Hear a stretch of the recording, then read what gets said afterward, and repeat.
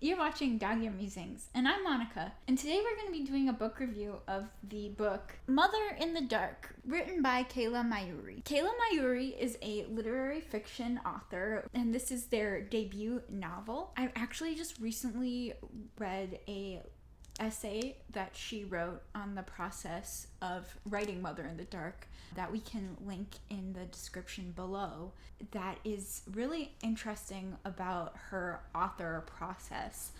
She talks about the idea of her growing up and her mother's passion of telling stories at the kitchen table, and her idea of writing this novel as an exploration into learning more about her mom and her relationships with her sister through taking the reality of a situation and kind of morphing it and making it so that it stretches past what the reality is. She talked about how the blurring between these lines ended up messing up her relationship with her mother, and it's just a very interesting but also very transparent view into one person's process of writing a novel that I feel like a lot of writers don't really talk about. And so it was really interesting in thinking about this novel, because one of the things that I'll talk about when I talk about the prose of this book was just how real the characters were, and in thinking about how Maiuri worked from reality, and that reality blurred into her own reality. It's just a very interesting and intense thing to think about. So what is the plot? So the plot is about this young woman coming of age in New York, and her having this stagnation in her 20s and going backwards and forwards in time, in thinking about her relationship with her mother and her sisters, and how these relationships kind of morph into how she is able to function in the world today. This is a very haunting portrayal of mother and sister relationships and how they affect day-to-day life. So what were the cons of this novel? Well, I think for me, the major con that I had was not this book's fault at all. It was purely user error. I went into this novel thinking that it was a thriller. I didn't really read the jacket fully, and I saw the words haunting and lyrical, and usually those are words that, like, when I think of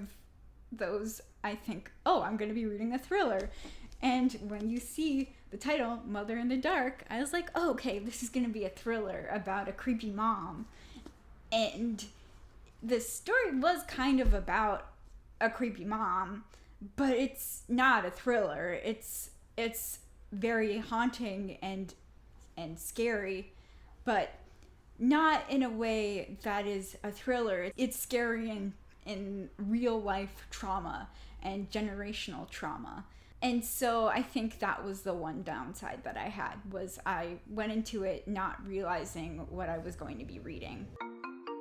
What I liked about the book was kind of what I touched in the beginning when I was talking about the author themselves, was just how real these characters are. So we're talking about the relationships between mothers and daughters and sisters, and it really feels like you know all of these family members very well.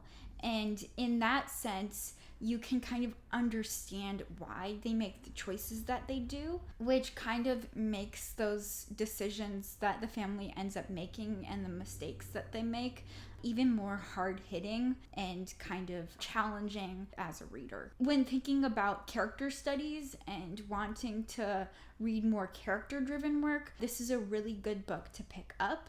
And if you're someone who's really interested in getting started in reading literary fiction, this is a good first novel to pick up, there is enough plot, and the novel does move in a way that is much more linear than some literary fiction books.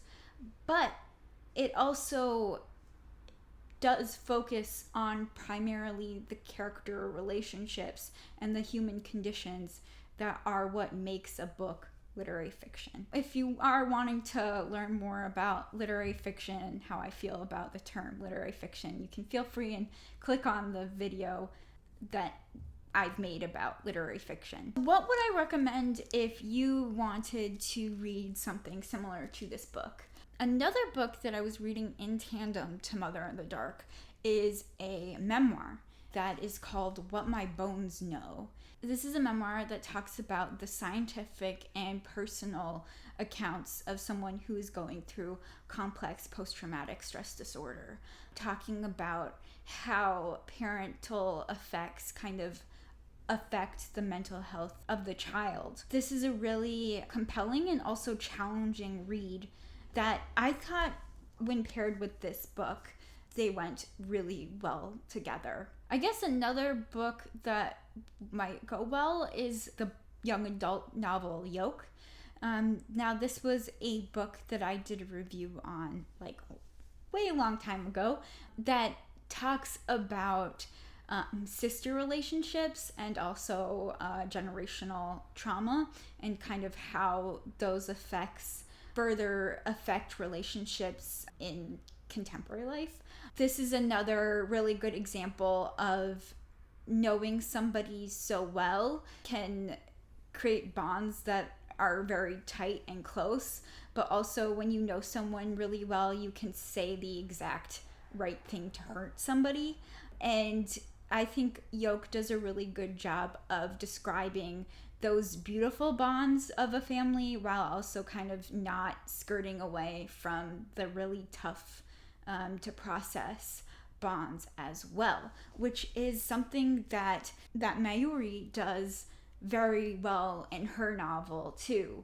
She talks about the beauty of the relationships between the mother and the sisters, but a sentence later is also kind of talking about the jab that the mother says about the youngest or the middle daughter that is like kind of the most perfect barb to say, and it's a very realistic portrayal too.